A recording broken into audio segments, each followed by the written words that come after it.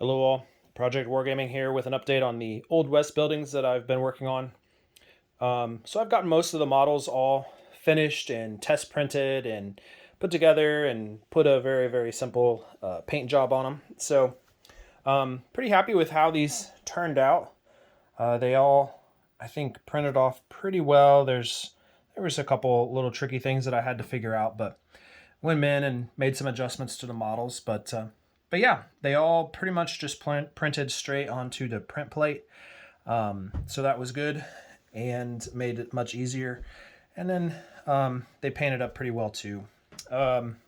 So just a couple things to kind of show you here. You can see I have a couple unfinished buildings, and these just print off with the base already attached, and then all you got to do is glue that onto there. That helps do that. The awnings have supports already added into them, but you do have to put in supports for the roof. The building itself just prints straight onto the plate, easy enough. And this, I printed this entire thing just straight onto the plate because the supports are already on here. On a building like this wouldn't fit onto Elegoo Mars plinth plate, so I broke it up into different sections. The building itself will, but this would not, so I split this into two, so that if you wanted to print it on a smaller printer, you could.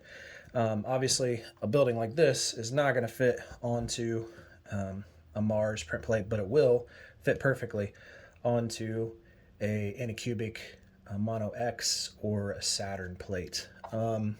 Other buildings are very similar in design. I've made them so that you could print them, the awning separate and everything, or you can print them with the base here, and then makes it a little bit easier to attach your building. And then also it makes it much easier to paint the windows and details underneath the awning, as well as the awning itself. So that's an advantage to doing that. So different options. You can also take these and combine them on your individual slicers and things like that. So not hard to do at all. I've done that with a couple of these buildings. But yeah, there's tons of options with these. Very happy also with just the under construction buildings. 2 levels if you want. This model and this model, the tents are basically the same. This one prints with a door and this one doesn't. But you can see it's the same structure underneath there, and then to get it to look like it's still under construction, I just clipped off some of these and glued them to the side there.